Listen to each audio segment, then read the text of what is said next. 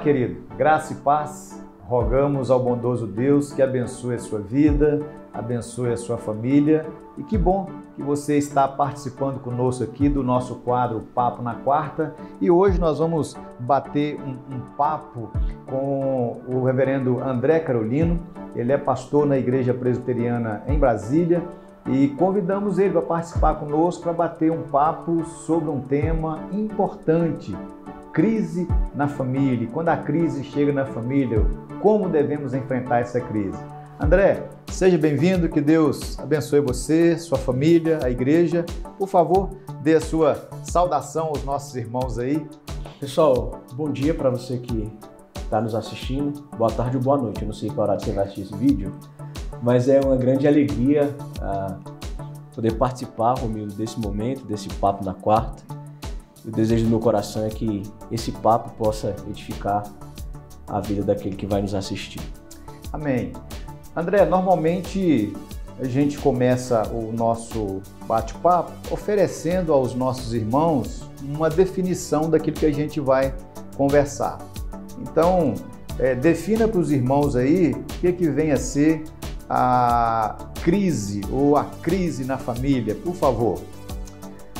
Definições, né? É sempre complexo a gente poder definir algo, mas eu gosto de pensar que a crise é todo problema que não é resolvido.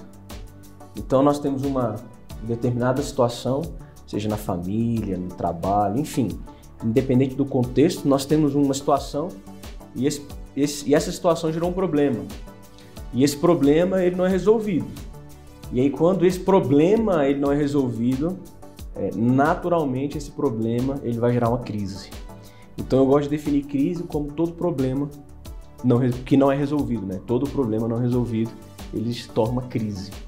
E aí dentro dessa sua proposta, André, dizendo que crise então é todo problema não resolvido, e aí pensando nesse problema não resolvido, nessa crise na família, como que nós podemos então pensar quais são os fatores que podem contribuir para que uma família vivencie um período de crise? Os fatores, assim, eles podem ser inúmeros, né? Podem ser vários fatores que vão contribuir, vamos dizer assim, para que o problema não resolvido se torne uma crise. Mas eu gosto de pensar, Romildo, que todo problema ele tem a sua raiz no orgulho. E aí, quando o orgulho ele é o definidor das nossas ações, muito dificilmente o problema vai ser resolvido e o problema não sendo resolvido, isso vai gerar uma crise, né? Então, eu acredito muito nisso. Todo problema não resolvido, ele não é resolvido por causa do orgulho do nosso coração. E aí, quando a gente não consegue agir de maneira humilde e reconhecer o erro, esses problemas eles vão se afundando no nosso coração ou nas nossas relações, e aí isso vai se tornar uma crise, né? A bomba vai explodir, uma hora a conta chega. Entendi. André, vou usar a expressão, né? Saímos aí de uma grande pandemia e pensando nessa pandemia que nós enfrentamos aí enquanto família, você acredita que a pandemia contribuiu para aflorar mais a crise no coração dos familiares, da família? Eu lembro que quando começou a pandemia, a gente teve até algumas reportagens do pessoal divulgando o crescimento do número de divórcios em meio à pandemia. E é interessante pensar isso, né? Será que a pandemia, ela, de alguma maneira, foi um fator crucial para a crise na família? Eu acredito que não. Eu acredito que a pandemia, na verdade, ela revelou o coração. Porque, por exemplo, uma coisa, Romildo, é a gente passar meio período do dia com os nossos filhos e 2 horinhas à noite. Então, por exemplo, de forma prática, vou pegar meu exemplo, tá? Da minha casa. Os meus filhos estudam a parte da tarde Eles estão em casa pela manhã. Então eu passo ali o período da manhã com os meus filhos em casa. À tarde eles vão para a escola. Busco eles no final do dia. Tenho com eles ali mais 2, 3 horas e eles vão dormir. Certo? Ok. De manhã eles estão fazendo dever de casa. Eles estão ali envolvidos com as tarefas e as demandas que ele tem. Então, se a gente for pegar de tempo, de qualidade e de tempo mesmo, de quantidade com os nossos filhos, por exemplo, no dia a dia, pós-pandêmico, é uma coisa. Outra coisa é a gente estar manhã, tarde e noite com os nossos filhos. Full time. E aí, por que eu digo isso? Porque, por exemplo, eu tenho filhos pequenos, né? 5 anos, 9 anos. Eles brincam, eles correm, eles brigam, eles fazem bagunça. A gente fala, eles fingem que não escutam. Aí você fala de novo, eles fingem que não escutam. Aí você fala um pouco mais alto e aí eles... Opa, papai tá falando. E toda essa dinâmica do dia a dia, isso, querendo ou não, vai consumindo energia. E aí é onde o nosso coração vai sendo revelado. Então, o João, que é uma pessoa calma, na pandemia ele se revelou uma pessoa não tão calma assim. Por quê? Porque ele estava full time com os filhos. E aí ele pode ter visto um lado do coração de impaciência, de ira, de falta de domínio, que não era percebido no dia a dia. Então eu costumo dizer que a pandemia, na verdade, ela revelou um pouco mais do nosso coração pecaminoso, né? Ou então, se a gente pode pegar numa relação conjugal, por exemplo, a esposa e o marido saem para trabalhar pela manhã, chega no final do dia, eles se veem na parte da noite. Ok. Agora, o marido e a mulher, eles se veem full time numa pandemia, né? Eles vão usando a louça tá lá. Alguém precisa lavar aquela louça. Eles vão usando a roupa, o cesto de roupa suja vai ficando cheio, e alguém precisa lavar aquele negócio. E a mulher começa a pedir ajuda. João, me ajuda aqui, me ajuda ali, me ajuda... E o cara vai ficando impaciente. Entende? Então, assim, eu acredito muito que a pandemia, ela foi um bom medidor da nossa espiritualidade, né? E é óbvio que, como todo pecador, a gente viu que a gente não é tão crente como deveríamos ser. E aí, problemas vão surgindo, crises vão sendo instaladas, né? Problemas que não são resolvidos virando essas crises.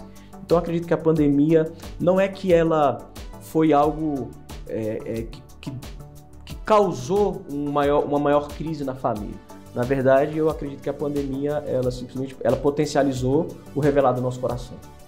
Ok, André. Então, já definimos aí o que é crise, o que é crise na família, alguns fatores que podem levar a família a vivenciar um período de crise, mas nós temos como prevenir as crises na família? Acho que a melhor maneira da gente poder prevenir crises, e aí no nosso contexto aqui do nosso bate-papo na família, primeiro é cuidando da nossa espiritualidade individual. Cuidando da nossa espiritualidade. Uma das respostas foi que as crises e os problemas emanam de um coração orgulhoso.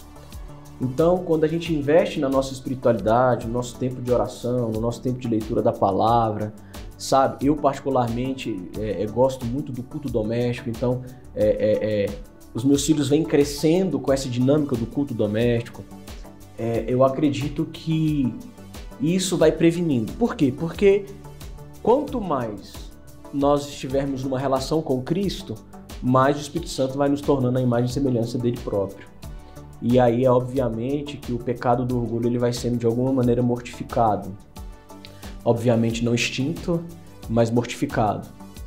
Então acho que o primeiro grande ponto para a gente poder prevenir crises na família é a gente investir na nossa espiritualidade, né? Tanto o marido quanto a esposa, como casal junto, e investindo na espiritualidade da família. É aí onde eu trago a perspectiva do culto doméstico. E aí, obviamente, que o diálogo é importante, né? A conversa entre o casal é importante. Então, por exemplo, o marido acha que tem que educar o filho em determinada situação da maneira X. A mulher fala, não, acho que tem que ser da maneira Y. Uma situação, criação de filhos, devido a uma divergência de cosmovisões ou de visões, gerou um problema. Como que nós vamos educar o fulano quanto a isso? Um exemplo básico dos nossos dias. Tela, televisão, celular, videogame. Meia hora por dia, 1 hora por dia. Não, durante a semana não, só no final de semana. Você está sendo rígido, você não está sendo. Divergências, quando não há um diálogo, vai gerar um problema. Você acha que tem que ser assim? Eu acho que tem que ser assim. Se esse problema não é resolvido, isso vai gerar uma crise conjugal. Percebe? Então, eu acredito que o diálogo, ele é muito importante nisso. E um diálogo regado, obviamente, a uma espiritualidade viva, real, né? Onde a gente pode abrir mão, onde a gente pode sacrificar aquilo que eu penso em prol do outro e por aí vai. Ok, André. Então você nos ofereceu aí algumas possibilidades, alguns conselhos para a gente tentar prevenir a crise, focar na espiritualidade, o diálogo, mas vamos pensar aqui que o casal, a família não conseguiu prevenir e a crise chegou. E aí a pergunta de $1 milhão, como resolver a crise na família ou as crises? Romildo, se eu tivesse uma fórmula exata para isso, eu tava rico mesmo. Não haveria pastor, terapeuta, psicoterapeuta no mundo que... mas acho que a gente pode pensar por algumas perspectivas aqui. Temos uma situação, um contexto, não houve diálogo, não houve acordo, gerou um problema, o problema não foi resolvido, a gente tapou o sol com a peneira, a gente não resolveu essa questão, e vai passando os dias, e vai passando o tempo, e o nosso coração vai alimentando sentimentos pecaminosos, né? E aí vai se instalando uma crise no casamento, na relação pai-filho, como família de um modo geral. Como que a gente resolve isso? Eu acredito que a primeira coisa que nós temos que fazer como cristãos, né, é a gente parar tudo. Para a discussão, para o bate-boca, para o eu acho que o melhor é esse caminho. Para tudo. E se for uma discussão entre o casal, para tudo e o casal vai orar. Se for uma discussão entre pai e filho, mãe e filha, para tudo, e aí a mãe e o pai, como maduros na fé, chamam os filhos e ora. Eu acredito que a oração tem um poder sobrenatural. É óbvio que ler a palavra é importantíssimo, ler bons livros é importantíssimo, mas acho que quando a crise está instalada, a oração tem um poder sobrenatural. Então para tudo, chama a pessoa, ora com ela, deixa o Espírito Santo agir no coração por meio da oração, porque é o Espírito Santo que tem poder de quebrar, de mudar, de amolecer o coração. Feito isso, senta para conversar, né? Olha, eu acho que é isso, papapá. Após a oração, após um diálogo franco, sincero, sem pedras nas mãos, não foi resolvido a crise, aí eu acho que é importante a figura de um pastor para intermediar essa crise, ou de um conselheiro, né, de um irmão mais maduro na fé. Eu acredito que existem crises, dependendo do contexto, que nós não vamos conseguir resolver sozinhos. Vai ser preciso um pastor, um presbítero, um diácono, um irmão na fé mais maduro. Vai ser preciso a gente colocar em prática, em ação, aquilo que Paulo diz, aquilo que a palavra de Deus nos ensina, aconselhar uns aos outros, aconselhar-nos mutuamente, né, carregar o fardo um do outro. E aí a igreja local, como família da fé, tem esse papel importantíssimo, né, na vida da igreja e da família da fé. Algo que eu também pensei aqui, Romildo, com relação a essa questão da resolução de conflitos, é que o apóstolo Paulo diz assim: o que depender de vós tem de paz com todos. Eu acredito que existem crises que elas não vão ser solucionadas, não é porque você não deseja, mas é porque o outro não quer. E aí, quando o outro não quer, e o Espírito Santo de Deus não age no coração daquela pessoa, pelos decretos e propósitos eternos de Deus, cabe a nós orar, né? Então, assim, existem crises que serão solucionadas, existem problemas que serão resolvidos, mas aquilo que não for possível, que não seja possível por causa de mim, que não seja possível por causa do meu coração duro, orgulhoso, porque eu não quero ser humilde, porque eu não quero perdoar. C.S. Lewis fala, né? Falar sobre perdão é fácil, até o dia em que você precisa perdoar alguém. Então, que a gente possa se colocar à disposição para que o conflito e a crise possa de fato ser sanada e solucionada. Ok, André, o nosso papo fluiu tão bem que já estamos caminhando para o final do nosso quadro. Mas antes da gente concluir aqui, vamos, hipoteticamente, pensar que alguém que está assistindo o nosso quadro nesse momento está vivenciando uma crise na família. Qual o conselho você tem para oferecer para esse que está assistindo e está no turbilhão, no meio da tempestade? Qual o conselho você pode oferecer nesse instante? Nós somos bons, e isso a Bíblia é perfeita, né? Nós somos bons na crise em olhar para o outro. Raramente a gente faz uma reflexão, né? Uma anamnese, uma reflexão profunda do nosso próprio coração. A gente olha o cisco do outro e esquece a trave do nosso olho. Então acho que o grande conselho bíblico que eu posso dar é: será que o problema não é você? Será que o problema de toda essa crise não sou eu e o meu coração orgulhoso? Será que eu não fui o agente para que esse problema não resolvido se tornasse a crise que se tornou? Como que está a minha espiritualidade? Como que está a minha devoção? Como que está a minha relação com Deus? Como que está a minha parte ativa no diálogo, seja com a minha esposa, seja com os meus filhos? Então, por exemplo, de forma bem prática,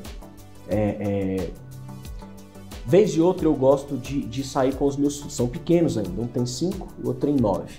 Eu gosto de sair com os meus filhos, só eu e eles. Eu brinco que é o dia dos homens. Se minha esposa fica em casa fazendo unha e vendo televisão, Netflix. E a gente sai para lanchar, bater papo, tudo na linguagem deles, como que tá a escola, como que tá a igreja, como que tá o futebol na igreja, na escola. E aí a gente vai conversando, tentando captar ali como que tá o coração dos meus filhos. Será que você, como pai, o líder da casa, o sacerdote lá, tem feito isso, né? Você tem tido momentos só você e sua esposa, né? Deixa o filho, não tem família aqui, arranja um irmão da igreja, despacha os meninos com esse irmão da igreja e vai, você e a sua esposa, sei lá, um jantar, uma noite, bater papo, conversar. Você conheceu o coração da sua esposa, como que tá ali dentro, né? Ela conheceu o seu coração, às vezes no dia a dia, na correria, isso não é possível, né? Então, eu acho que um grande conselho que eu posso dar é: vamos olhar mais para nós, para o nosso coração. Será que o meu coração não é orgulhoso a ponto de gerar essas crises, né? Vamos conhecer o coração, no caso, para quem tem filho, dos nossos filhos. Será que os problemas pelos quais seu filho está passando e gerou uma situação, e gerou um problema, e gerou uma crise, se você conhecesse o coração do seu filho, será que você não poderia ter prevenido isso também, né? Então, acho que olhar para dentro de nós, né, para dentro de si, ver a trave do nosso pecado no nosso olho, o cisco, melhor dizendo, e não a trave no olho do outro, eu acho que já é um grande start para a gente poder ir pensando um pouco sobre essas questões de crise na família. Ok, meu pastor, chegamos ao final do quadro, batendo aqui esse papo abençoador, mas eu quero deixar para você que está vivenciando, quem sabe, uma crise, o Salmo 50, verso 15. O salmista diz assim: invoca-me e te responderei, e tu me glorificarás. No meio da crise, olhe para o alto, lembre de Deus, ore, veja como é que está o seu coração, acerte a sua vida, vença essa crise e glorifique a Deus. Que Deus te abençoe, meu irmão, minha irmã. Gratidão a Deus pela sua vida. Meu pastor, dê suas ponderações finais aí, por favor. Meus irmãos, quero agradecer a sua audiência por ter ficado e chegado até aqui ao final. Que Deus possa abençoar a sua vida, a sua casa, a sua família. Lembre sempre que a palavra de Deus é lâmpada para os nossos pés, é aquilo que ilumina e guia os nossos passos. Em meio às crises, em meio aos problemas, vá à palavra do Senhor. Vá à revelação divina. Ore, tenha tempo com a sua família. E se o problema for tão complicado, não tenha vergonha e medo de procurar a ajuda de um irmão mais maduro na fé. Um abraço, que Deus abençoe você. Amém. Deus abençoe, querido. Que a sua semana seja em paz, em nome de Jesus. Você que mora aqui em Brasília, faça uma visita aqui à Quarta Igreja Presbiteriana. Será uma alegria recebê-lo aqui. Você que é de outra região, nos acompanhe aí, nos siga nas nossas redes sociais e vindo a Brasília, venha aqui conhecer uma boa igreja. Fiquem todos na paz de Cristo. Um forte abraço e até o próximo. Tchau, tchau.